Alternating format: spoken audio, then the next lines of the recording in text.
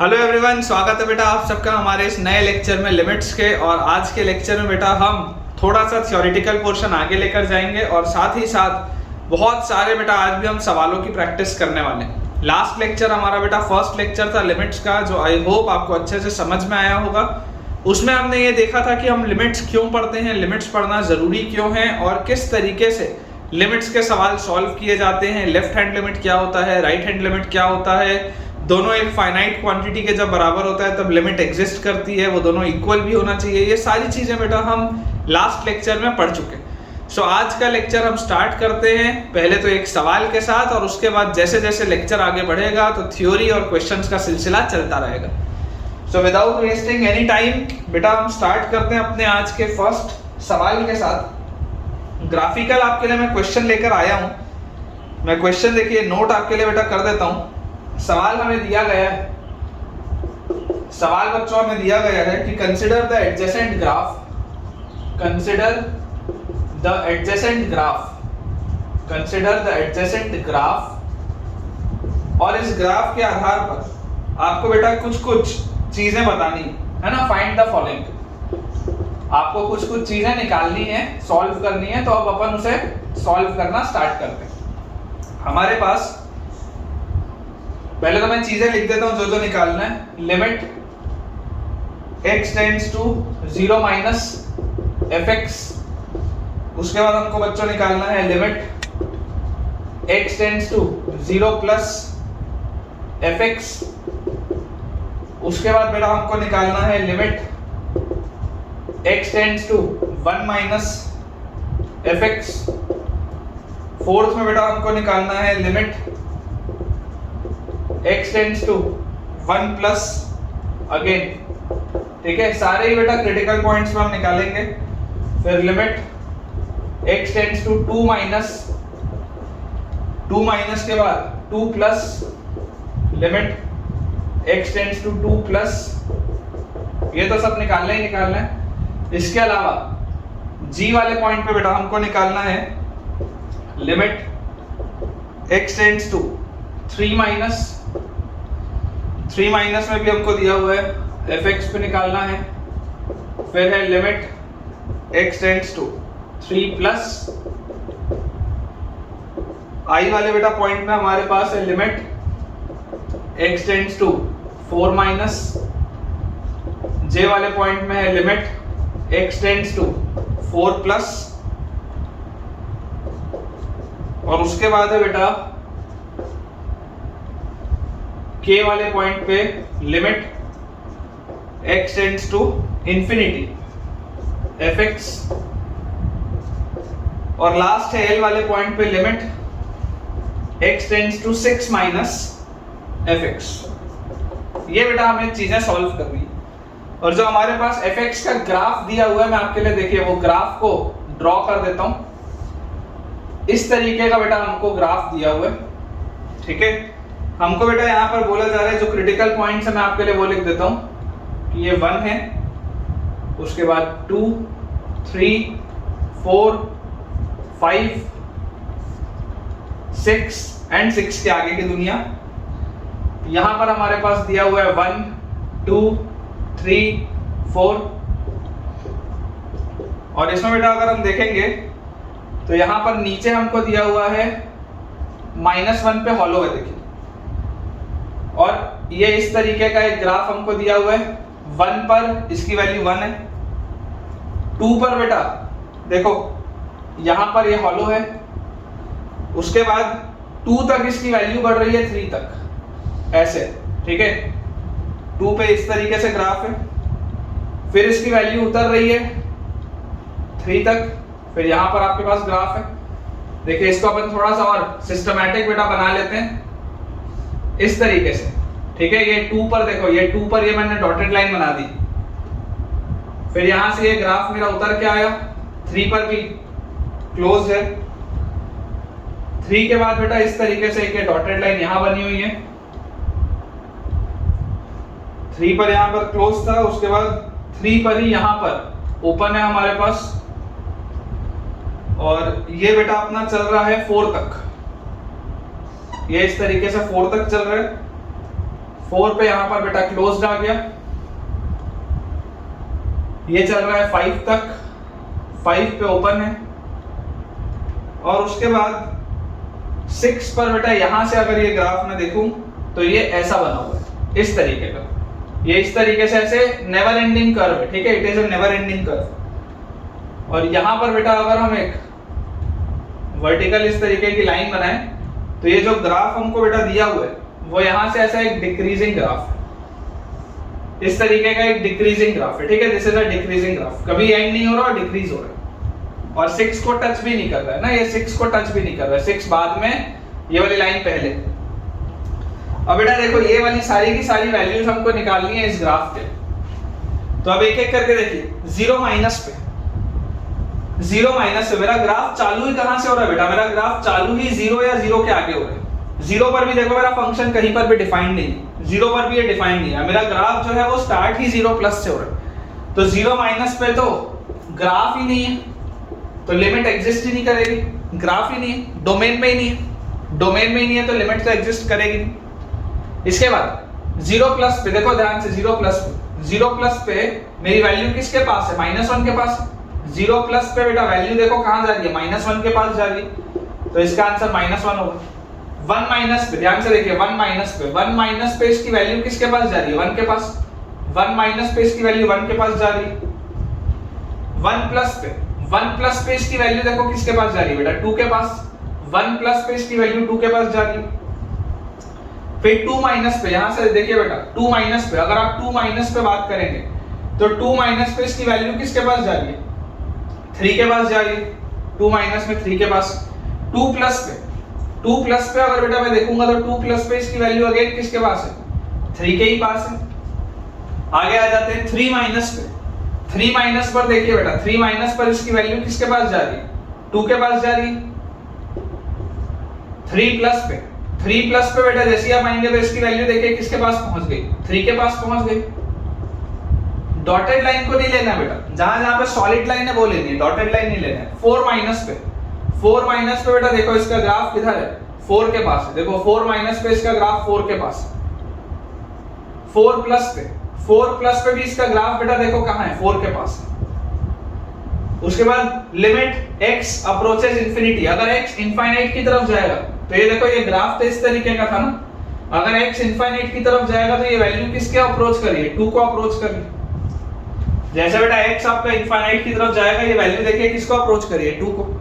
अच्छा 6 माइनस पे, 6 माइनस पे, 6 माइनस पे देखो ये ग्राफ किधर जा रहा है, नीचे जा रहा है, माइनस इंफिनिटी की तरफ। 6 माइनस पे मेरा ग्राफ जा रहा है बच्चों माइनस इंफिनिटी की तरफ, ठीक है। तो ये हमारे सारे आंसर्स हैं। एक बार जल्दी से बेटा अपन इसको टैली भी कर लेते हैं। पहले वाला जो है उसमें तो एग्जिस्ट नहीं करती क्योंकि मेरा फंक्शन डिफाइंड नहीं है। उसके बाद है -1, -1 के बाद है बेटा 1, उसके बाद है 2, फिर 3, उसके बाद है 3, फिर 2, फिर आपको बेटा आंसर दिया हुआ है 3 और 4, और 3 और 4 के बाद बेटा हमको आंसर दिया हुआ है 4 और 2, 4 और 2, और लास्ट वाला है माइनस इंफिनिटी, ठीक है, लास्ट वाला है माइनस इंफिनिटी। तो आई होप बेटा आपको ये वाला ग्राफिकल जो सवाल था, ये ग्राफिकल सवाल आपको अच्छे से क्लियर हुआ होगा, है ना। बहुत इजी से बेटा ये क्वेश्चंस होते हैं। आज का लेक्चर बेटा जो होगा अगेन वो फील करने वाला चैप्टर है पूरा, है ना। ये पूरा बेटा लिमिट्स का लेक्चर जो है आपको आज फील करना है कि यार लिमिट्स आप निकाल कैसे रहे, तभी आपका बेटा कमांड आ पाएगा। जब तक आप बहुत सारे क्वेश्चंस की प्रैक्टिस नहीं करेंगे तब तक आपका कमांड आ ही नहीं सकता इस चैप्टर में। तो ढेरों सवालों की प्रैक्टिस करना जरूरी है, तभी जाकर हमें उम्मीद होगी कि हम पेपर में कुछ अच्छा कर पाएंगे। तो अब बेटा मैं आपके लिए अपना अगला सवाल नोट करता हूं।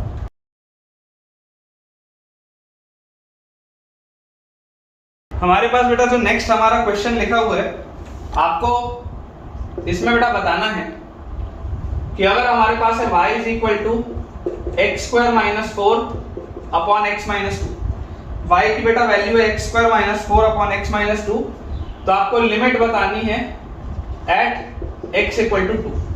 आपको बच्चों लिमिट बतानी है एट x इक्वल टू 2। अब आप इस बात को बेटा समझने की कोशिश करिए कि ये जो x इक्वल टू 2 पे मुझे लिमिट बतानी है, अगर मैं इसमें 2 रख रहा होता, पहली बात तो जिस भी पॉइंट पे हमको लिमिट बतानी होती है, पहली बात तो ये है कि जिस भी पॉइंट पे बेटा हमको लिमिट बतानी होती है वो पॉइंट डायरेक्टली नहीं रखा जाता।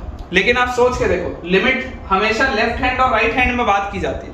मेरा इंटरेस्ट होता है उस पॉइंट के लेफ्ट और राइट में क्या चल रहा है, एग्जैक्टली उस पॉइंट पर क्या चल रहा है उसमें मेरा इंटरेस्ट नहीं रहता। लेकिन अगर बेटा आप देखोगे वो वाला पॉइंट रख के, जैसे आप ये 2 यहाँ पर रखोगे तो आप देखोगे बेटा ये 0/0 का फॉर्म बना रहा है। जैसे आप यहाँ पर 2 रखेंगे आप देखेंगे ये 0/0 का फॉर्म बना रहा है। तो देयर आर, मैं आपको एक छोटी सी एक मैं थ्योरेटिकल आपको कंसेप्ट बताना चाहता हूं कि there are 7 indeterminate forms. There are 7 indeterminate forms. 7 indeterminate forms मतलब 7 ऐसे फॉर्म्स हैं जिसे बेटा आप डिटरमाइन नहीं कर सकते। 7 ऐसे फॉर्म्स हैं जिन्हें आप डायरेक्टली डिटरमाइन नहीं कर सकते। वो फॉर्म्स कौन कौन से हैं देखिए मैं आपको बताता हूं बेटा। वो फॉर्म्स अगर आप देखेंगे तो सबसे पहले तो 0/0 क्या होता है हमको नहीं पता। 0/0 क्या होता है बेटा हमको नहीं पता। सिमिलरली इन्फिनिटी क्या होता है ये भी हमको नहीं पता। जैसे 0/0 हमको नहीं पता बेटा, वैसे इन्फिनिटी भी हमको नहीं पता। सिमिलरली बच्चों 0 into infinity, again we don't know 0 into infinity क्या होता है। इन्फिनिटी माइनस इन्फिनिटी भी क्या होगा, आप कोई श्योरली कुछ बोल नहीं सकते कि क्या आने वाला है। सिमिलरली बेटा 1 की पावर इन्फिनिटी, उसी तरीके से आप देखेंगे 0 की पावर 0, वैसे बेटा आप देखेंगे इन्फिनिटी की पावर 0। ये 7 बेटा मैंने आपके लिए फॉर्म लिखे।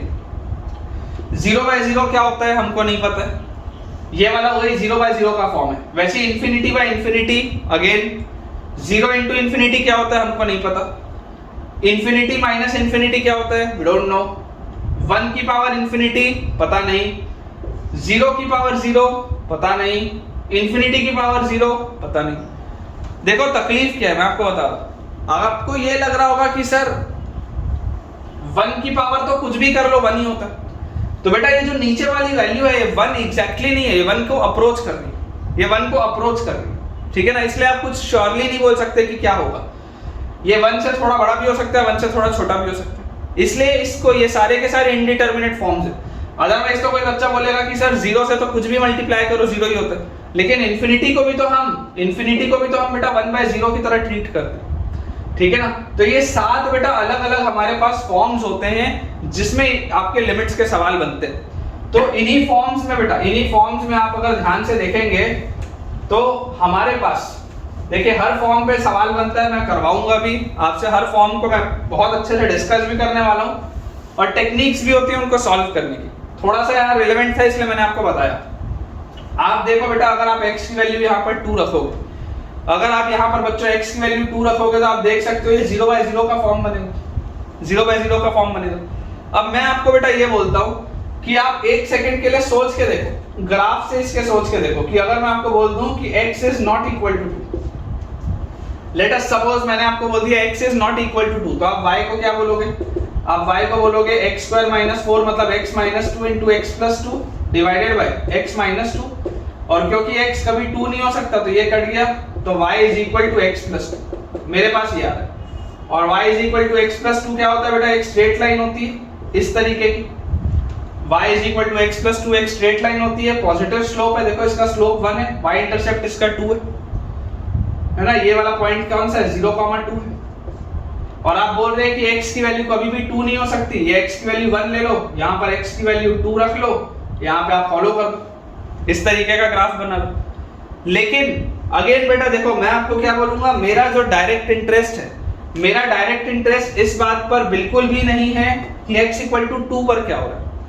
मेरा इंटरेस्ट है बेटा 2 के नेबरहुड में, मेरा इंटरेस्ट है 2 के नेबरहुड में। आप अगर इस ग्राफ को ध्यान से देखेंगे तो इस ग्राफ को बेटा ध्यान से देखकर आपको एक चीज, इस ग्राफ को ध्यान से देखकर आपको बेटा इस चीज का रियलाइजेशन होगा कि जब मैं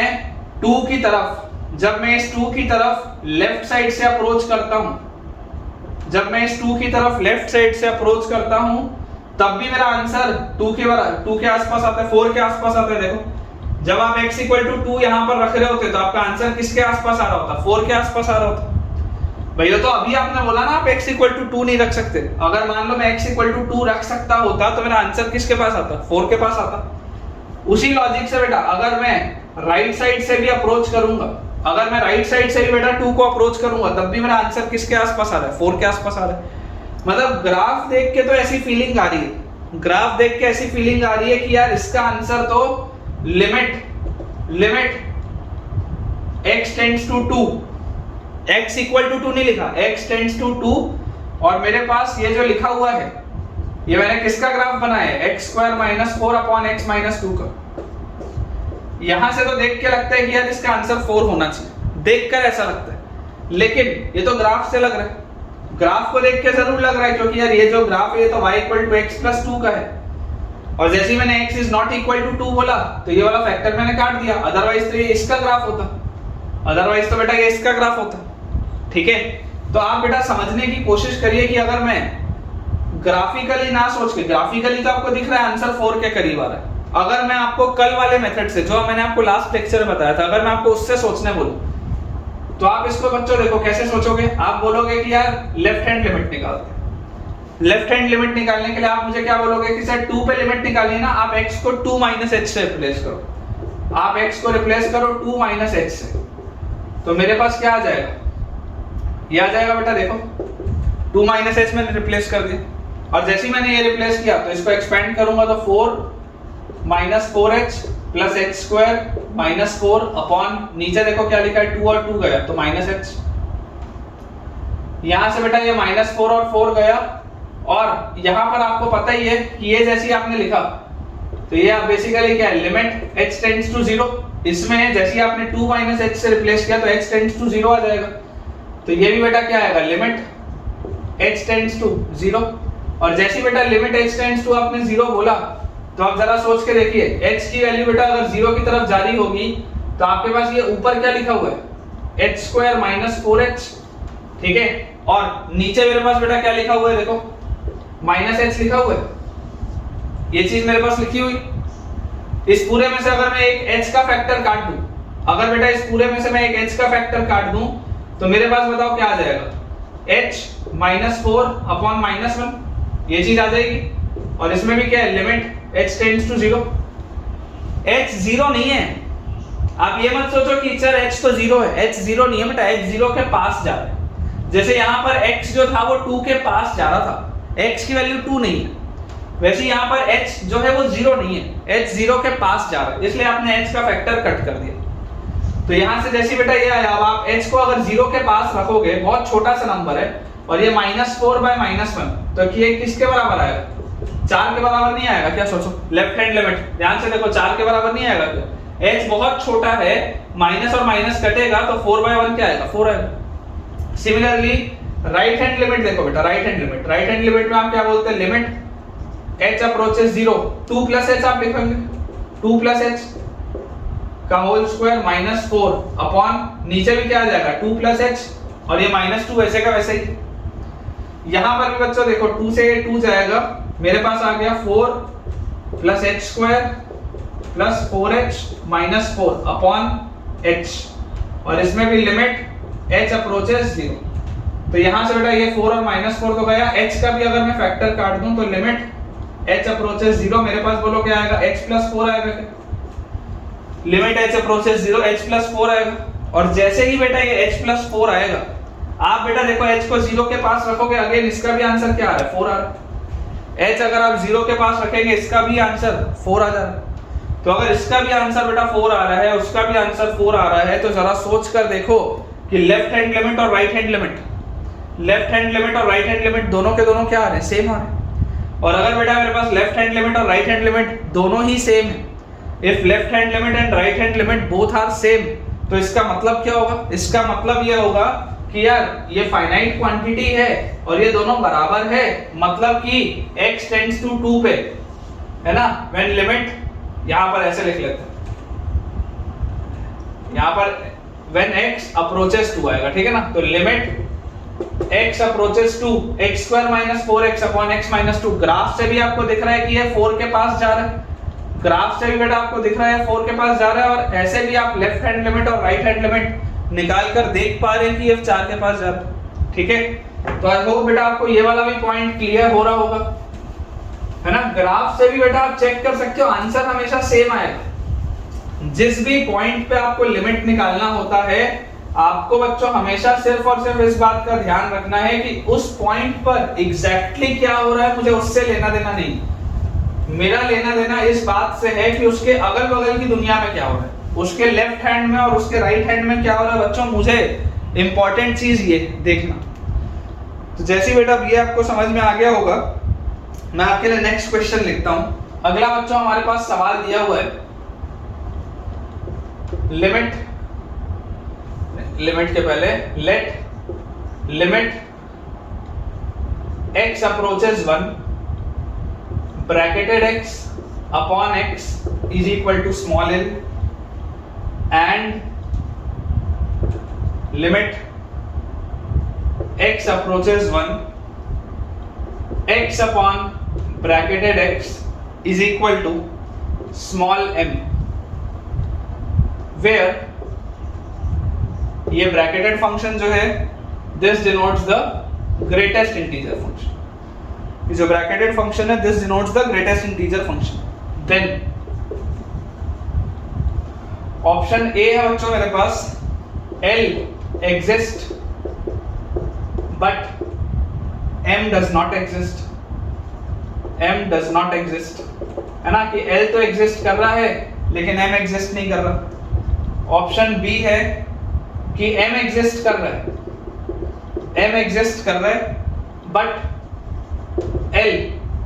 l does not exist, कि l एग्जिस्ट नहीं कर रहा। ऑप्शन सी है बच्चों मेरे पास l and m both exist, L and M both exist, दोनों ही एग्जिस्ट कर रहे हैं। और ऑप्शन डी हमको दिया हुआ है neither L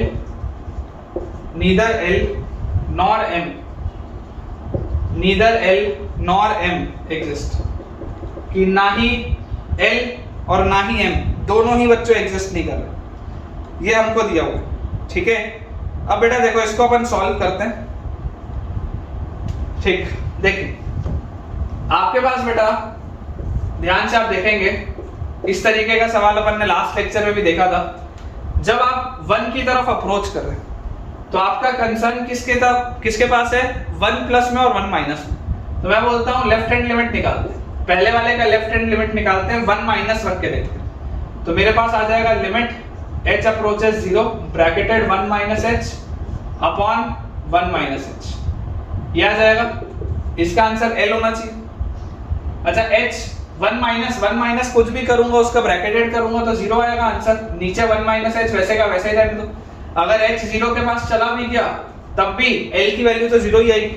मतलब बेटा मैं ये बोल सकता हूं कि लेफ्ट हैंड लिमिट तो क्या आ रहा है, लेफ्ट हैंड लिमिट आपके पास 0 आ रहा है। राइट हैंड लिमिट भी निकाल के देख लो, राइट हैंड लिमिट। तो राइट हैंड लिमिट बेटा अगर आप निकालेंगे तो राइट हैंड लिमिट के लिए आप बोलेंगे लिमिट h अप्रोचेस 0 1 प्लस आप रखेंगे तो ब्रैकेटेड 1 प्लस h अपॉन नीचे भी आप लिखेंगे बेटा 1 प्लस h। अच्छा, 1 प्लस 1 से बड़ा कोई भी नंबर उसका ब्रैकेटेड हमेशा 1 होगा और नीचे 1 प्लस h। अब अगर बेटा h आप 0 की तरफ अप्रोच करोगे तो यहाँ पर l की वैल्यू क्या आ रही है, 1 आ रही है। यहाँ पर l की वैल्यू मेरे पास 1 आ रही है। अब आप देख लो एक जगह l लेफ्ट हैंड लिमिट 0 आ रहा है, राइट हैंड लिमिट 1 आ रहा है, क्या ये दोनों सेम है क्या, दोनों सेम नहीं, तो इसका लिमिट तो एग्जिस्ट नहीं करेगा, l एग्जिस्ट नहीं करेगा। L अगर बेटा एग्जिस्ट नहीं करेगा तो ऑप्शन सी का गया और ऑप्शन ए भी गया। ऑप्शन ए बोल रहा था L एग्जिस्ट कर रहा है, ऑप्शन सी बोल रहा था L और M दोनों एग्जिस्ट कर रहे हैं, A और C तो गया। अब इसको देखते हैं, तो यहाँ वाले पे बेटा आप देखिए ये सेकंड वाला जो है M की, अब मैं बात कर रहा हूँ M वाले की। M वाले के लिए बेटा जरा ध्यान से आप मुझे सोच के बताइएगा, क्या लेफ्ट हैंड लिमिट कभी भी होगा क्या लेफ्ट हैंड लिमिट कभी भी डोमेन में है क्या? ये मैंने आपको कल भी बताया था पिछले लेक्चर में। क्या लेफ्ट हैंड लिमिट कभी भी मेरे पास डोमेन में मौजूद है क्या? तो मेरे पास तो मौजूद ही नहीं है बेटा लेफ्ट हैंड लिमिट। क्यों मौजूद नहीं है? क्योंकि इसका डोमेन जो होगा, ये जो बेटा मेरे पास फंक्शन लिखा हुआ है x अपॉन ब्रैकेटेड x, इसका आप जो डोमेन लेंगे इसका डोमेन होगा all real numbers accept 0 close से 1 ओपन। 0 से 1 आप यहाँ पर नहीं रख सकते, नहीं तो गड़बड़ हो जाएगा, उसका ब्रैकेटेड हमेशा ही 0 होगा। तो 1 से लेफ्ट वाली लिमिट, तो लेफ्ट हैंड लिमिट तो बेटा नॉट इन डोमेन, ये तो है ही नहीं, ये तो डोमेन में ही नहीं है। मतलब मेरा ये बाउंड्री पॉइंट हो गया, तो मेरे लिए अब इसमें सिर्फ और सिर्फ क्या बच गया निकालने के लिए, राइट हैंड लिमिट। तो राइट हैंड लिमिट क्या होगा, राइट हैंड लिमिट के लिए 1 प्लस रखना पड़ेगा, तो मैं लिखूंगा लिमिट h अप्रोचेस 0, 1 प्लस अगर रखेंगे तो 1 plus h upon bracketed 1 plus h, 1 plus h upon bracketed 1 plus h। और जैसे ही बच्चों इसको मैंने लिखा 1 plus h upon bracketed 1 plus h, तो जरा आप मुझे अब सोच के बताइए 1 प्लस का ब्रैकेटेड तो क्या होता है, 1 होता है। तो this is as good as limit h approaches 0 1 plus h, ये होगा। और h की वैल्यू आप जैसे 0 रखेंगे आंसर आएगा 1। मतलब m की वैल्यू क्या है, m की बेसिकली वैल्यू 1 आ रही है, और m एग्जिस्ट कर रहा है क्योंकि इसमें सिर्फ एक ही साइड है, दो साइड्स तो है नहीं। तो m क्योंकि एग्जिस्ट कर रहा है और l एग्जिस्ट नहीं कर रहा, तो ऑप्शन बी सही है, ऑप्शन डी भी गलत है ना। Option B is the right answer बेटा, है ना। 1 माइनस तो हमारे डोमेन में ही नहीं है। ये वाले में अगर आप देखेंगे तो राइट हैंड लिमिट 1 आ रहा था, लेकिन लेफ्ट हैंड लिमिट 0 आ रहा था, तो ये एग्जिस्ट नहीं कर रहा था। और ये वाले में बेटा अगर आप देखेंगे तो m की वैल्यू 1 आ जाएगी, ठीक है। अगला बेटा, अगला सवाल अपन करते हैं। काफी सारे हमारे पास आज सवाल हैं और आपको मजा आने वाला है। अभी जितना आपको मैंने डिटेल में फंक्शंस करवाया है, आईटीएफ करवाया है, उतना ही बेटा डिटेल में मैं आपको सारे चैप्टर कराऊंगा। और बहुत समय से बेटा आपका देखना सिलेबस भी अपन खत्म कर लेंगे। बहुत ज्यादा आपको दिक्कत नहीं आएगी सिलेबस में। जितना पढ़ रहे हैं बेटा आप उतना बहुत ढंग से पढ़िए, ठीक है ना। जेईई मेंस और एडवांस में बहुत जरूरी है कि जो आता हो बहुत अच्छे से आता। देखिए क्वेश्चन बेटा हमको लिखा हुआ है, refer the figure, refer the figure, the value of lambda for which twice of limit x approaches 0, f of x cube minus x square is equal to lambda times of limit x approaches 0, f of twice of x raised to the power 4 minus x raised to the power 5 is, ये हमारे पास सवाल है।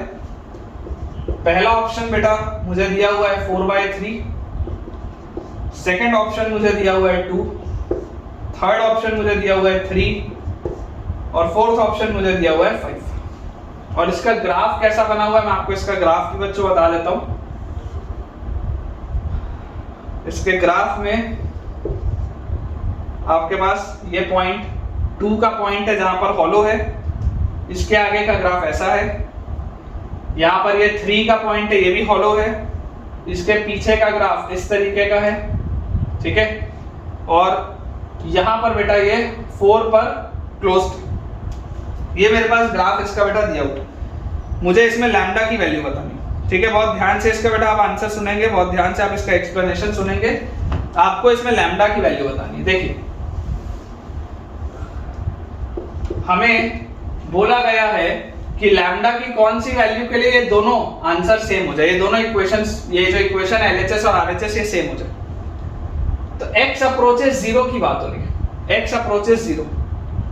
जब आप 0 के पास हो, सबसे पहले अपन 0 प्लस पे बात करते हैं, 0 प्लस पे बात करते हैं। कायदे से तो देखो क्योंकि इसमें आंसर लिखा हुआ है, क्योंकि इसमें आंसर्स चारों ही कोई एक ऑप्शन में से होगा, इसका मतलब 0 प्लस पे जो आंसर आएगा वही आंसर 0 माइनस पे भी होना चाहिए। लेकिन अपन फिर भी चेक करके देखते हैं। अगर मैं 0 प्लस पर बात करूं तो मैं 0 प्लस h रखूंगा, तो twice of limit h approaches 0, 0 plus h अगर आप रखेंगे तो f of h cube minus h square आएगा is equal to lambda times of 0 plus आप h रखेंगे तो limit h approaches 0 f of 2h raised to the power 4 minus h raised to the power 5 आएगा, ठीक है। ये चीज मेरे पास आ जाएगी। यहां से बेटा अब आप समझने की कोशिश करिए, f of h cube minus h square को क्या मैं ऐसा लिख सकता हूं, twice of limit h approaches 0 f of अंदर देखो h square into h minus 1 ऐसा लिख देते हैं, h square into h minus 1 is equal to h square into h minus 1 is equal to lambda times of limit h approaches 0, function की value h की power 4 common ले लें, अंदर लिख लें 2 माइनस h, ये लिख।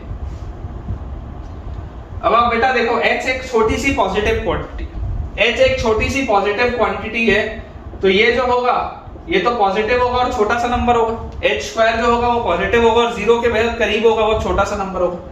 लेकिन ये जो h माइनस 1 होगा, क्योंकि h अपने आप में एक पॉजिटिव क्वांटिटी, बहुत छोटी सी क्वांटिटी थी, और h माइनस 1 ये नेगेटिव होगा।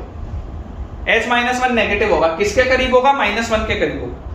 ये h माइनस 1 किसके करीब होगा? -1 के करीब होगा, क्योंकि ये तो ऑलमोस्ट 0 है, तो 0 माइनस 1 तो -1 होता है, तो ये नेगेटिव होगा, है ना, और ये -1 के करीब होगा, और ये पॉजिटिव है और ये 0 के करीब है। अच्छा, एक पॉजिटिव चीज एक नेगेटिव चीज से मल्टीप्लाई हो रही है, लेकिन आप देख सकते हैं कि ये बहुत ही छोटी सी चीज है, ये 0 के पास है, तो ये जो पूरी चीज अंदर लिखी होगी बेटा, ये h square into h minus 1, this will be also close to 0, मैं ऐसा बोल सकता हूं, this will be also close to 0। Exactly 0 होगा ये नहीं बोल रहा हूं, लेकिन 0 के करीब होगा, और इसमें भी 0 के करीब भी आप कैसे देखोगे? देखो ये पॉजिटिव था, ये नेगेटिव था, तो ये पूरी चीज क्या होगी? नेगेटिव होगी, तो ये 0 माइनस पर होगा, 0 माइनस पर होगा। देखो 0 के करीब होगा, ये बात तो समझ में आती है कि यार ये बहुत छोटा है, ये -1 के करीब है, तो दोनों का प्रोडक्ट बहुत छोटा होगा, 0 के आसपास होगा, क्योंकि h स्क्वायर भी 0 के आसपास है। लेकिन h स्क्वायर पॉजिटिव था, h माइनस 1 नेगेटिव था, एक पॉजिटिव जब एक नेगेटिव से मल्टीप्लाई होता है तो ओवरऑल चीज नेगेटिव आती है, मतलब ये वाली पूरी चीज है, ये 0 माइनस के करीब है। अच्छा, फंक्शन की वैल्यू 0 माइनस पर कहां है? देखो 0 माइनस पर मेरे फंक्शन की वैल्यू 3 के पास, 0 माइनस पर बेटा मेरे फंक्शन की वैल्यू अगर 3 के पास है, तो ये जो लिखा हुआ है वो तो क्या लिखा हुआ है? ट्वाइस ऑफ 3 लिखा हुआ है। ये जो अंदर वाली पूरी चीज है, लिमिट h अप्रोचेस 0, और ये पूरी चीज ये 3 के पास लिखा है, दिस इज क्लोज टू 3। अच्छा, RHS में देखो लैम्डा टाइम्स ऑफ क्या लिखा हुआ है? RHS में लैम्डा टाइम्स ऑफ, आप अगर 0 के पास रख रहे हैं, 0 एक बहुत छोटी सी पॉजिटिव क्वांटिटी है, तो ये तो पॉजिटिव है, बहुत 0 के पास है लेकिन पॉजिटिव है, और 2 माइनस h भी पॉजिटिव होगा, क्योंकि h एक छोटी सी पॉजिटिव क्वांटिटी थी, वो 2 में से सब्ट्रैक्ट कर दिया, तो ये ओवरऑल पूरा का पूरा अंदर क्या है? पॉजिटिव चीज लिखी है, लेकिन this will be close to 0, ये भी 0 के पास होगा, लेकिन ये 0 प्लस की तरफ होगा। ये अंदर वाली जो पूरी चीज है बेटा, ये अंदर वाली पूरी चीज ये भी 0 के पास होगी, क्योंकि h की पावर 4 है, h अपने आप में 0 के पास था, तो ये पूरी चीज 0 के पास होगी, लेकिन पॉजिटिव होगी। क्यों? क्योंकि ये भी पॉजिटिव है, ये भी पॉजिटिव। तो लैम्डा टाइम्स ऑफ लिमिट, इस पूरे का आंसर क्या आ जाएगा? 0 के प्लस में, पॉजिटिव साइड ऑफ 0 में, इधर देखो क्या आंसर आ रहा है? 2 आ रहा है, तो लैम्डा टाइम्स ऑफ 2 ये मेरे पास आएगा। तो आप देख सकते हैं बेटा 2 से 2 गया, तो लैम्डा का वैल्यू तो क्या आ रहा है? 3 आ रहा है, लैम्डा का वैल्यू हमारे पास 3 आ रहा है। अब जिस तरीके से बेटा मैंने ये 0 प्लस पर बात की, जिस तरीके से बेटा मैंने ये 0 प्लस पर बात की, मैंने 0 प्लस h रखा, आप इमेजिन करो अगर मैं 0 माइनस h रखता, तब भी सेम आंसर आएगा। देखो ये मैंने 0 प्लस पर निकाला, अब अगर मैं 0 माइनस पर निकालूं, तो ये आंसर तो तभी आएगा ना जब दोनों की लिमिट एग्जिस्ट कर रही होगी, अदरवाइज सॉल्व कैसे होगा? अगर इन दोनों की बच्चों लिमिट एग्जिस्ट ही नहीं कर रही होती 0 पे, तो सॉल्व होता कैसे? आप देखो 0 माइनस पे भी सेम आएगा। अब जैसे 0 माइनस बोलोगे तो 0 माइनस h बोलोगे तो this will B minus h का क्यूब, ठीक है, और यहाँ पर क्या आ जाएगा? माइनस h का स्क्वायर, तो h स्क्वायर ही होगा।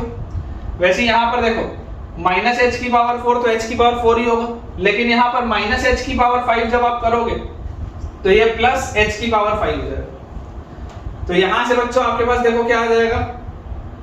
Minus H cube minus H square. अगर मैं एच स्क्वायर कॉमन निकालूं तो अंदर बचेगा माइनस एच माइनस 1।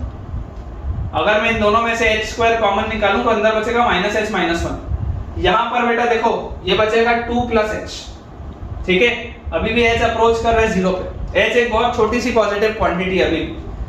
अब एच स्क्वायर तो पॉजिटिव है और माइनस एच माइनस 1 अभी भी नेगेटिव। देखो इसके बाद सेम चीज आ गई, एच स्क्वायर अभी पॉजिटिव है और ये माइनस 1 माइनस एच अभी भी नेगेटिव है, तो ये पूरी चीज अगेन 0 माइनस के पास जाएगी, यही आंसर आएगा। यहाँ पर भी देख लो h की पावर 4 अभी भी पॉजिटिव है और 2 प्लस एच अभी भी पॉजिटिव है, तो ये भी पूरी चीज 0 प्लस के पास जाएगी। आंसर सेम ही आएगा, दोनों ही केस में बेटा आपका आंसर सेम ही आएगा। आपको ये बात रियलाइज करने की जरूरत है कि यार अगर दोनों की लिमिट एग्जिस्ट कर रही होगी तभी तो ये सवाल सॉल्व होगा। अगर इन दोनों की लिमिट ही एग्जिस्ट नहीं कर रही होती 0 पर, तो दो लिमिट्स बराबर होती कैसे? तो आप चाहे इसको 0 प्लस लेकर सॉल्व करें, आप चाहे इसको 0 माइनस लेकर सॉल्व करें, बेटा आपका आंसर सेम ही आना है, आंसर में कोई भी अंतर नहीं आएगा। इस बात को आपको समझने की जरूरत, ठीक है? तो बेटा ये वाला पॉइंट आपको क्लियर हुआ होगा, मुझे ऐसा लगता है। अपन जल्दी से अपना बोर्ड क्लियर अच्छे से कर लेते हैं ताकि हम अपने नेक्स्ट क्वेश्चन की तरफ आगे बढ़ पाए। और थोड़ा सा भी बेटा आप में से अगर किसी को भी किसी भी पॉइंट में बच्चों डाउट आएगा ना, तो आप कमेंट से पूछ सकते हैं, ठीक है? आप कमेंट से बेटा बिल्कुल पूछ सकते हैं। आपको अगर कुछ भी डाउट आता है तो आप पूछा जा सकता है आपके थ्रू। अब हम बेटा अब कुछ मेथड्स देखते हैं, है ना? कुछ अलजेब्रिक बेटा अपन मेथड्स देखते हैं सॉल्व करने का। जैसे मैं आपको एक सवाल देता हूँ, क्वेश्चन मैं आपको एक देता हूँ बेटा। क्वेश्चन हमारे पास लिखा हुआ है limit x approaches pi by 2। सवाल सॉल्व करने के बहुत सारे तरीके होते हैं, तो मैं आपको एक तरीका देता हूँ। Limit x approaches pi by 2 और हमारे पास है tan स्क्वायर x, है ना? tan स्क्वायर x और मल्टीप्लाई में है बच्चों हमारे पास root over 2 sine square x plus 3 sine x, 2 sine square x plus 3 sine x plus 4 और minus root over sine square x plus 6 sine x plus 2। ये बेटा हमको दिया हो इक्वल्स। इसका क्या आंसर होगा हमसे ये पूछा जा रहा है कि इसके लिमिट का आंसर क्या होगा, ठीक है? इसके लिमिट का आंसर क्या होगा बच्चों, हमसे ये चीज पूछी जा रही है। 4 ऑप्शन मैं आपको दे देता हूं। पहला है 1/12, दूसरा ऑप्शन है बेटा हमारे पास 1/6, तीसरा ऑप्शन है 1/24 और चौथा ऑप्शन है बेटा हमारे पास 1/4। ये हमारे पास 4 ऑप्शंस दिए हैं। सबसे पहले तो आप ये समझिए कि जो मैंने आपको 7 इनडिटरमिनेट फॉर्म बताए, मैंने बेटा आपको जो 7 इनडिटरमिनेट फॉर्म बताए उसमें से ये कौन सा फॉर्म है? तो आप बोलेंगे कि सर अगर मैं देखूं तो यार π/2 पे तो tan स्क्वायर जो होता है वो इनफाइनाइट के पास जाता है। तो ये जो पूरा लिखा हुआ है ये तो इनफाइनाइट लिखा हुआ है पहला टर्म, और बाद वाला टर्म अगर मैं देखूंगा π/2 रखते ही तो sin π/2 1 होता है, तो 2 + 3 5 + 4 9, और यहां पर भी आप देखेंगे sin π/2 1 होता है तो 1 + 2 3 और 6 9 9 - 9 0। यार ये तो इंफिनिटी इंटू 0 का फॉर्म है, और इंफिनिटी इंटू 0 या 0 इंटू इंफिनिटी तो एक इनडिटरमिनेट फॉर्म होता है। मतलब बिल्कुल सही है, इनडिटरमिनेट फॉर्म का सवाल है। इसमें बेटा हम जो यूज कर रहे हैं we will be using algebraic operations। algebraic operations limits के सवाल को सॉल्व करने के बहुत सारे बेटा तरीके होते हैं, है ना? मैं आपको होमवर्क के प्रैक्टिस शीट्स में भी शेयर करूंगा, जो अपना टेलीग्राम चैनल है उसमें मैं आपको शेयर करूंगा।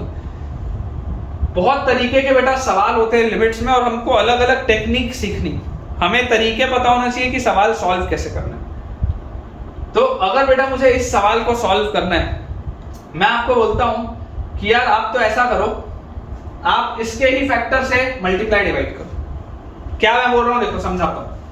अभी आपको दिख रहा है ये इंफिनिटी इंटू 0 का फॉर्मेट है, लेकिन सॉल्व तो करना है। तो मैं आपको ये बोलूंगा कि आप अलजेब्रिक ऑपरेशन का इस्तेमाल करो। आप tan स्क्वायर x को वैसे का वैसे ही रहने दो, और उसके बाद ये जो आपके पास लिखा हुआ है √2 sin square x plus 3 sin x plus 4 minus √2 sin square x plus 6 sin x plus 2, ये मेरे पास दिया हुआ था।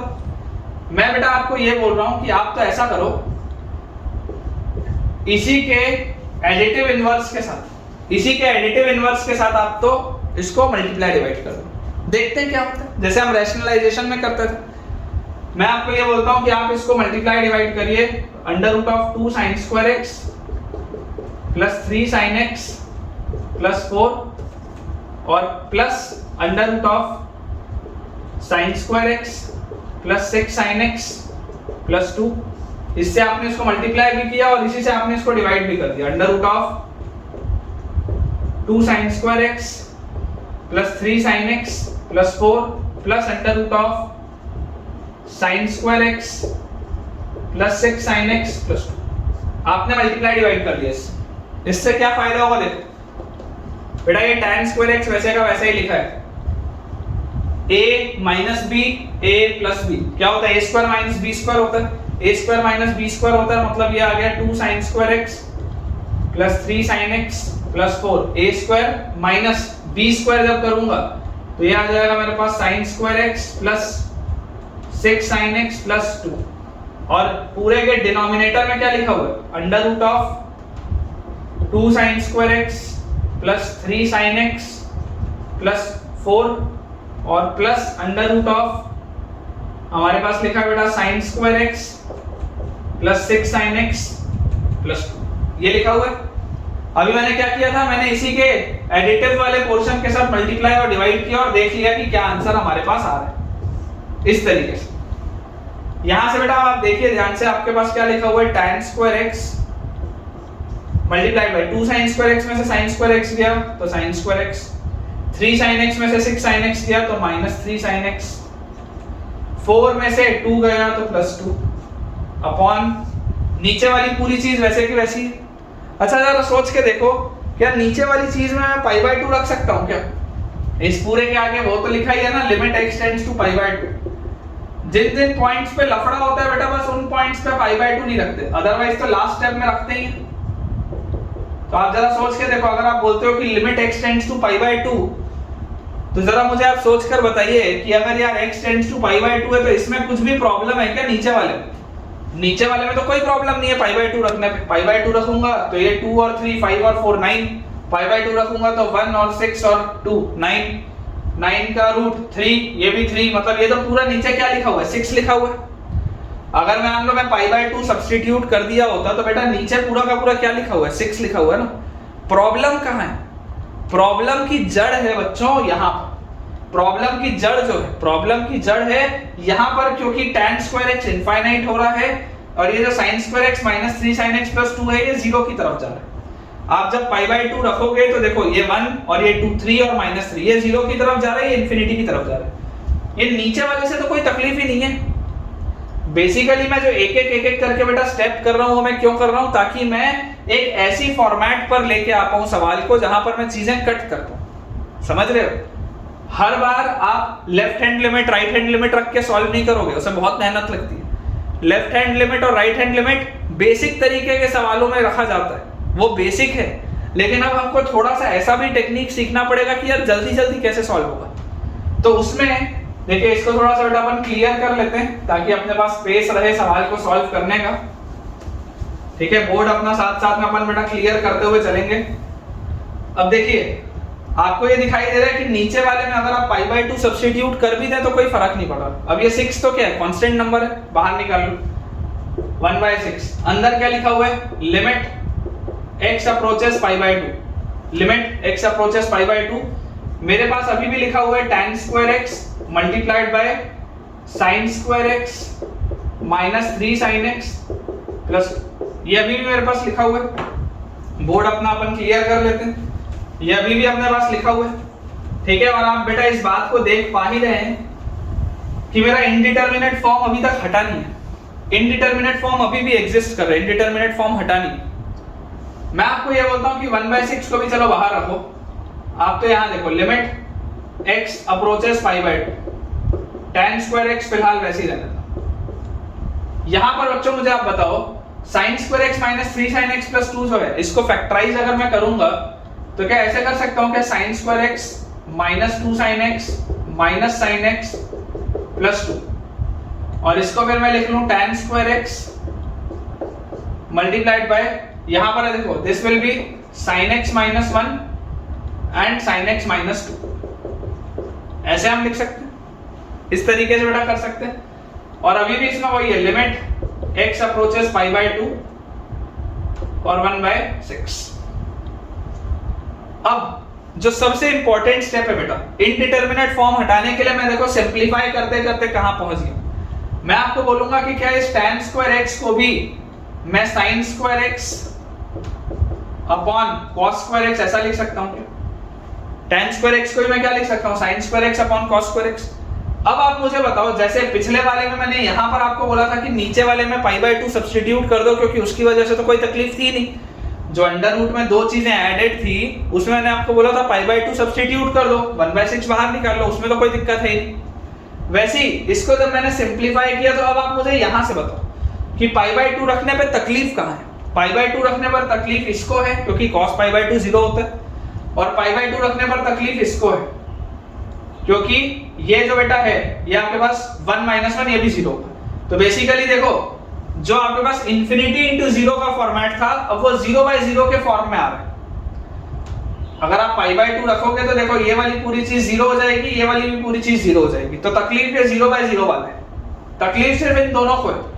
π/2 रखने पर क्या sin2x को कोई दिक्कत है क्या? इसको कोई दिक्कत नहीं है।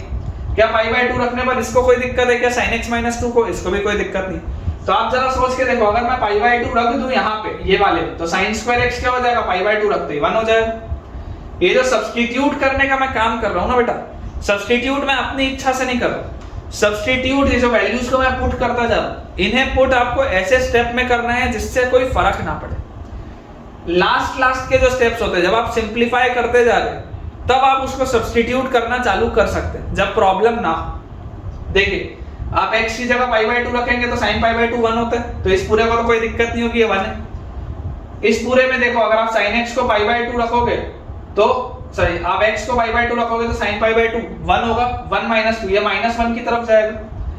1 * -1 किसकी तरफ जाएगा? -1 की तरफ। पूरे में से -1 भी बाहर ले लो तो ये हो गया -1/6 लिमिट x अप्रोचेस π/2, और ये मेरे पास लिखा हुआ है sin x - 1 divided by cos²x।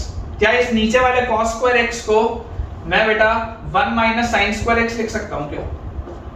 इस नीचे वाले cos²x को मैं 1 - sin²x लिख सकता हूं। तो यहां से बेटा मेरे पास आ गया -1/6 लिमिट x अप्रोचेस π/2। न्यूमरेटर में अभी भी हमारे पास sin x - 1 वैसा ही है। डिनोमिनेटर में देखो a² - b² क्या होता है? a - b multiplied by a + b, a - b multiplied by a + b। यहां से बेटा आप देखिए क्या जो फैक्टर प्रॉब्लम क्रिएट कर रहा था वो कटने की कगार पे आ गया। सिंप्लीफाई करते करते करते करते हमको एक ऐसे स्टेप पर पहुंचना है जिसमें कि जो फैक्टर आपके लिए प्रॉब्लम क्रिएट कर रहा था वो कैंसिल आउट हो जाए। लिमिट्स के बेटा सवाल को सॉल्व करने का इकलौता तरीका ये है कि आपको सॉल्व करते करते एक ऐसे स्टेज पर पहुंचना है जिसकी वजह से या जिस स्टेप में जो भी फैक्टर्स की वजह से प्रॉब्लम आ रहा था, जो भी फैक्टर्स की वजह से इनडिटरमिनेट फॉर्म आ रहा था वो इनडिटरमिनेट फॉर्म हट जाए। पर्पस ये है। तो जब आपको लगता है कि कोई एक ऐसा फैक्टर है जो इनडिटरमिनेट फॉर्म का जिससे कोई लेना देना नहीं है, वहां पर आप सब्स्टिट्यूशन कर दो। लेकिन अगर कोई ऐसा फैक्टर है जिसमें इनडिटरमिनेट फॉर्म अटका हुआ है तो वहां आप सब्स्टिट्यूशन नहीं कर सकते। अब यहाँ आप देखिए sin x - 1 है, 1 - sin x है, काट सकते हो, -1 आएगा। क्यों मैंने कट किया? कोई बच्चा मुझे बोलेगा कि सर आप कट कैसे कर दिए? sin ऑफ π/2 तो 1 - 1 ये 0/0 को आपने काट ही दिया। किसी बच्चे के मन में सवाल आ सकता है कि सर आपने तो 0/0 को काट दिया। तो भाई साहब मैं आपको फिर दोबारा बोलूंगा, x की वैल्यू π/2 नहीं है, x π/2 के करीब जा रहा है। समझो इस बात को, x जो है वो π/2 के करीब जा रहा है, x की एग्जैक्ट वैल्यू π/2 नहीं है। तो यहां से बेटा अगर आप देखेंगे ध्यान से समझने की कोशिश करेंगे तो ये -1 का फैक्टर आएगा, ये भी बाहर आ गया। तो 1/6 और लिमिट x अप्रोचेस π/2 और 1/1 + sin x आ गया। अब लिखो क्या ये अब इंडिटरमिनेट फॉर्म है क्या?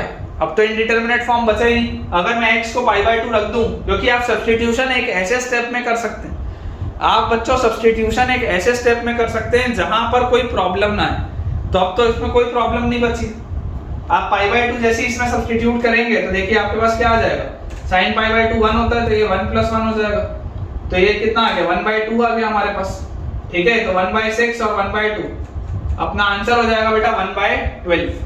ठीक है, ए ऑप्शन जो हमको दिया हुआ that will be our answer 1/12।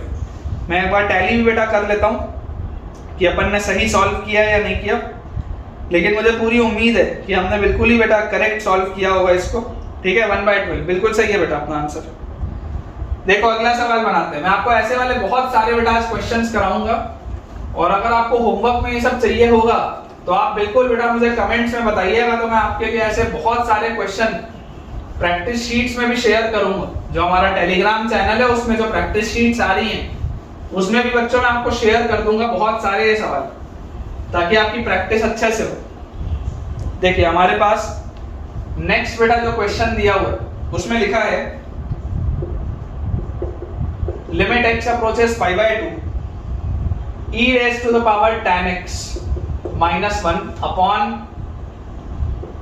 e raise to the power tan x plus 1। ठीक है, this equals what, this equals what. Option है मेरे पास 1, सेकंड ऑप्शन है 0, थर्ड ऑप्शन है -1, फोर्थ ऑप्शन है डज नॉट एग्जिस्ट, चौथा ऑप्शन है कि भैया लिमिट एग्जिस्ट नहीं करती। अब अगर मेरे पास एक ऑप्शन में दिया हुआ है कि लिमिट एग्जिस्ट ही नहीं करती, तब तो बच्चों मुझे लेफ्ट हैंड लिमिट और राइट हैंड लिमिट सोचना पड़ेगा। लेकिन सबसे पहले आप देखो कि ये इंडिटरमिनेट फॉर्म कौन सा है। आप मुझे सोच के बताइए, अगर x पाई बाय 2 की तरफ जाएगा तो tan पाई बाय 2 इंफिनिटी की तरफ जाएगा, तो यार ये तो इंफिनिटी बाय इंफिनिटी का फॉर्मेट है। किसका फॉर्मेट है? देखो इंफिनिटी बाय इंफिनिटी का। ठीक है, तो इंफिनिटी बाय इंफिनिटी का भी एक इंडिटरमिनेट फॉर्म होता है, और मुझे इसको सिंप्लीफाई करते करते एक ऐसे स्टेप पर आना है जिससे कि ये इंडिटरमिनेट फॉर्म हट जाए। ठीक है, तो देखिए मैं आपको समझाने की इसको कोशिश करता हूं। सबसे पहले अपन लेफ्ट हैंड लिमिट निकालते हैं। लेफ्ट हैंड लिमिट, अगर लेफ्ट हैंड लिमिट और राइट हैंड लिमिट सेम आ गया तो जो भी होगा वो आंसर आ जाएगा और लिमिट एग्जिस्ट भी कर जाएगी, और अगर अनइक्वल हुआ तो लिमिट एग्जिस्ट नहीं करेगी।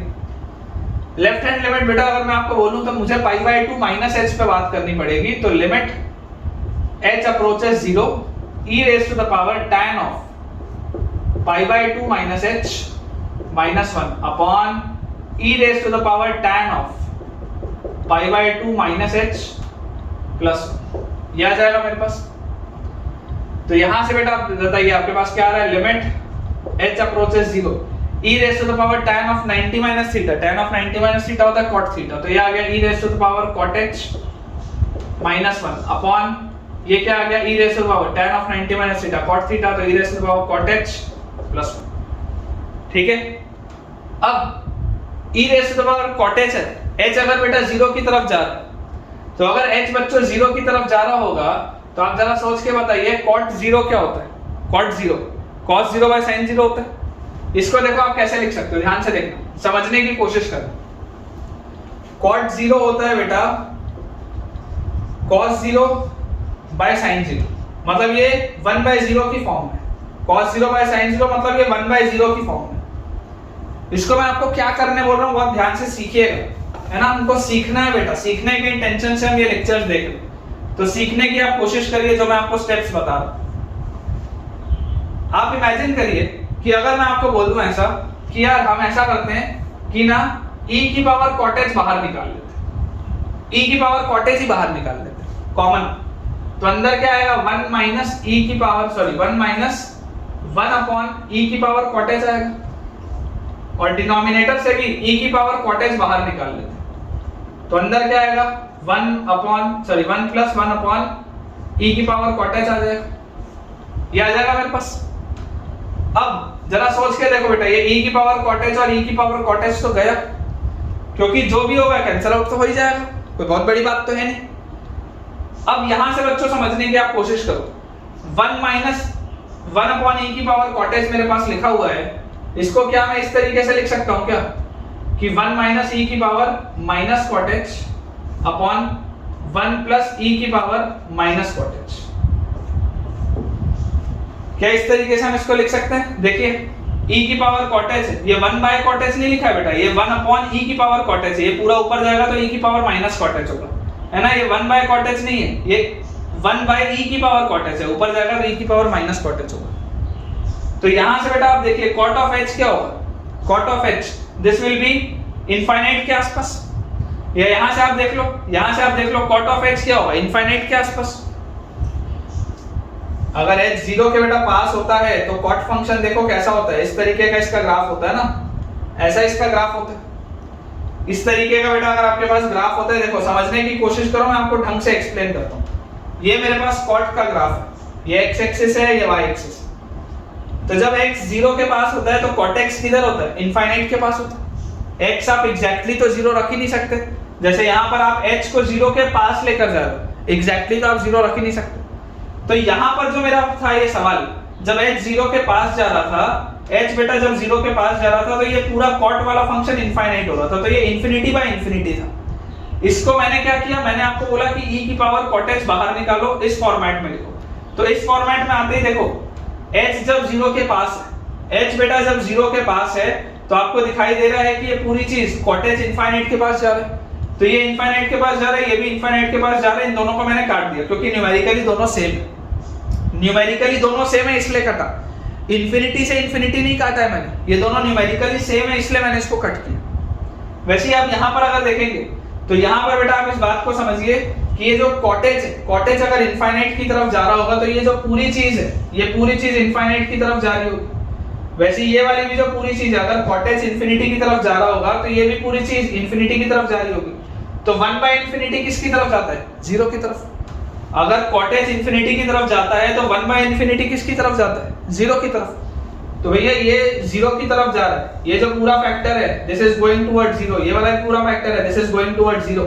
तो मेरा आंसर किसके पास आ रहा है बेटा, my answer is coming around 1 के आसपास आ रहा है आंसर, इसका जो लेफ्ट हैंड लिमिट है। ठीक है, एक बार मैं चेक भी कर लेता हूं, उसके बाद फिर अपन राइट हैंड लिमिट भी निकालेंगे। लेकिन अगर आप लेफ्ट हैंड लिमिट बेटा देखेंगे तो इसका लेफ्ट हैंड लिमिट बच्चों 1 के पास आ रहा है, ठीक है ना। अब इसी के साथ अगला बेटा अपन निकालते हैं, इसका राइट हैंड लिमिट निकालते हैं। देखो लेफ्ट हैंड लिमिट तो अपन ने जो निकाला है बिल्कुल करेक्ट है, लेफ्ट हैंड लिमिट अपन ने बिल्कुल करेक्ट निकाला है, वो 1 के पास आ रहा है। तो लेफ्ट हैंड लिमिट तो आ गया 1, इसको मैं एक जगह लिख भी लेता हूं, बोर्ड अपन क्लियर भी कर लेते हैं और इसको मैं नोट भी कर लेता हूं एक जगह, ताकि हम राइट हैंड लिमिट से इसको कंपेयर कर पाए। तो लेफ्ट हैंड लिमिट की हमारे पास वैल्यू आ रही है 1। अब हम बात करते हैं राइट हैंड लिमिट की। तो राइट हैंड लिमिट में हम क्या बोलेंगे, हम इसको सब्स्टिट्यूट करेंगे पाई बाय 2 प्लस h से। तो हमारे पास आएगा e raise to the power tan of pi by 2 plus h minus 1 upon e raise to the power tan of pi by 2 plus h plus 1, और इसमें लिमिट h जो है वो 0 की तरफ जा रहा है। तो e की power tan of 90 plus theta क्या होता है, cot थीटा।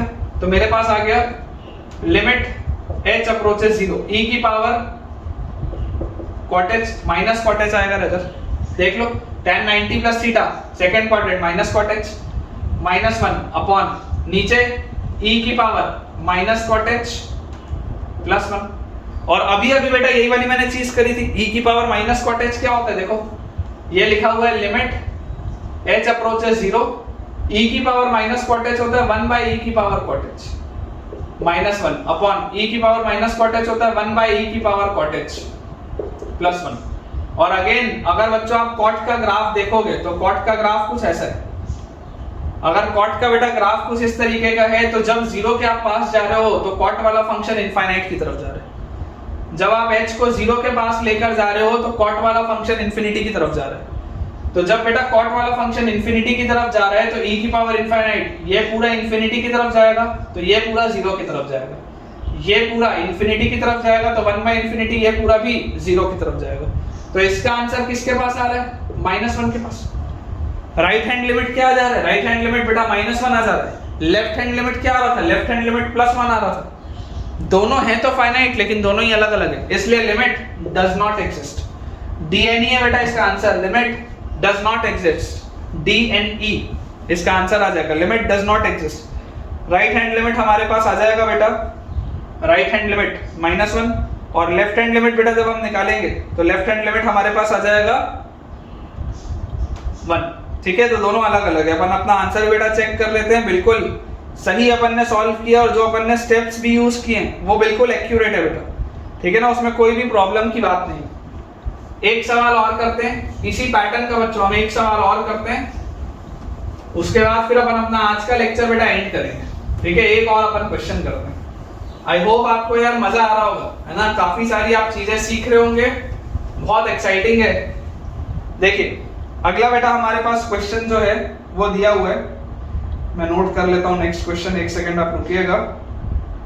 ठीक है, नेक्स्ट क्वेश्चन बेटा हमको दिया हुआ है limit x approaches minus 2, limit x approaches minus 2 1 upon x plus two minus 12 upon x cube plus 8 minus 12 upon x cube plus 8 this equals आपके पास जो चार ऑप्शन बेटा दिए हुए, पहला ऑप्शन है हमारे पास 1/2, दूसरा ऑप्शन है बच्चों -1/2, तीसरा ऑप्शन है 1/4 और चौथा ऑप्शन बेटा हमारे पास है -1/4।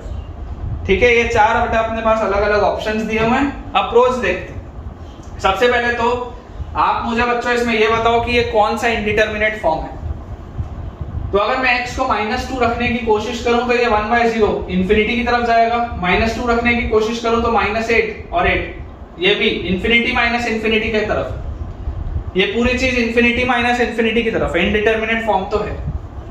तो इनडिटरमिनेट फॉर्म को हटाने के लिए मुझे अलजेब्रिक ऑपरेशंस इसमें यूज करते हुए सिंपलीफाई करना पड़ेगा। थोड़ा इसको सिंपलीफाई करते हैं। कैसे सिंपलीफाई करेंगे देखिए, लिमिट आखिरी में लगाएंगे, पहले इसको सिंपलीफाई करते हैं। 1/x + 2 और यहाँ पर लिखा है -12/a³ + b³ क्या होता है 8 जो है, इस 8 को क्या मैं 2 का क्यूब बोल सकता हूँ। a³ + b³ होता है बच्चों a + b, a + b के अलावा a² - ab + b², तो a² - ab + b²। अब आपको बेटा एक बात को समझने की जरूरत है कि सब्स्टिट्यूशन कभी भी कहीं पर भी नहीं कर दिया जाता। सब्स्टिट्यूशन उन जगहों पर किया जाता है जो चीज आप कॉमन लेकर बाहर निकाल सकते हैं। कोई बच्चा बोलेगा कि सर -2 नहीं रख सकते ना, तो इसमें मत रखो, इसमें मत रखो, इसमें रख लो, ऐसा नहीं। सब्स्टिट्यूशन हमेशा उस स्टेप में होता है जिस स्टेप में वो पूरी चीज सवाल में से बाहर कॉमन निकल सकती है। ठीक है, मैं आपको कुछ रूल्स भी लिखाऊंगा सब्स्टिट्यूशन के, उससे आपको और बेटर क्लियर होगा।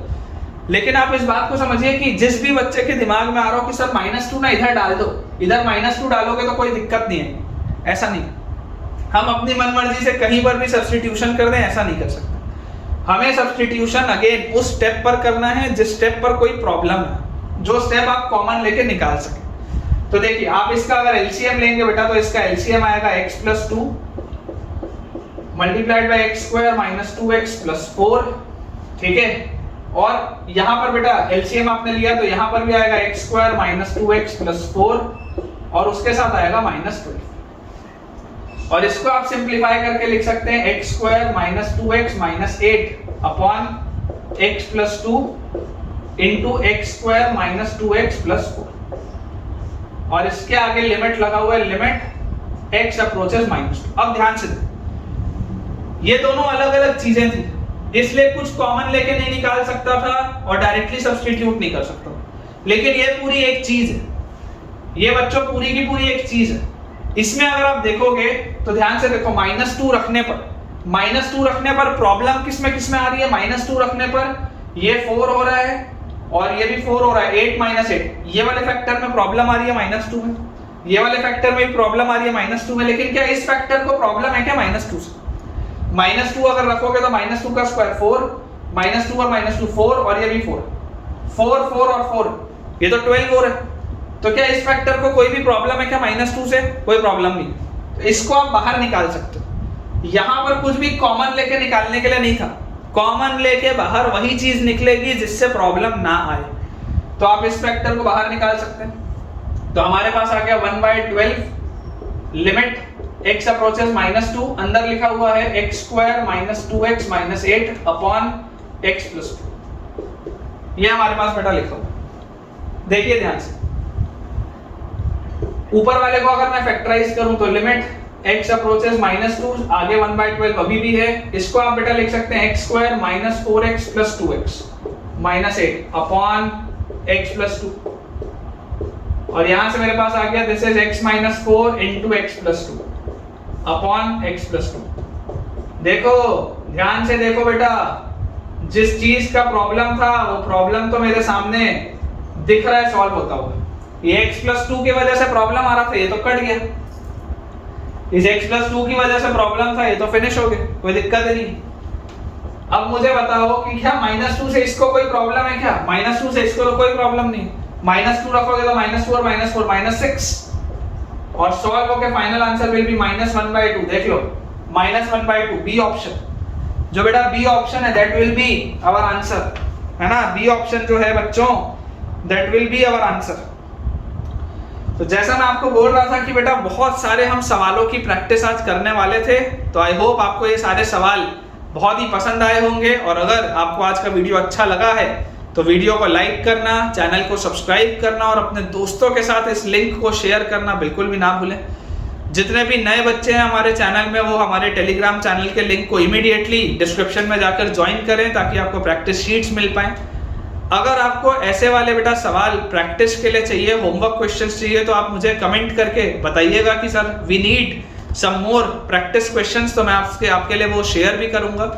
और आप अगर चाहते हैं कि इसी तरीके से आपके लिए लेक्चर्स अनइंटरप्टेड आते रहें तो do drop a positive comment, जो भी आपको अच्छा लग रहा है मेरे पढ़ाने में ज़रूर मुझे बताइए ताकि मैं भी मोटिवेटेड रहूं इसी तरीके से आपके लिए लगे रहने के लिए। Thank you.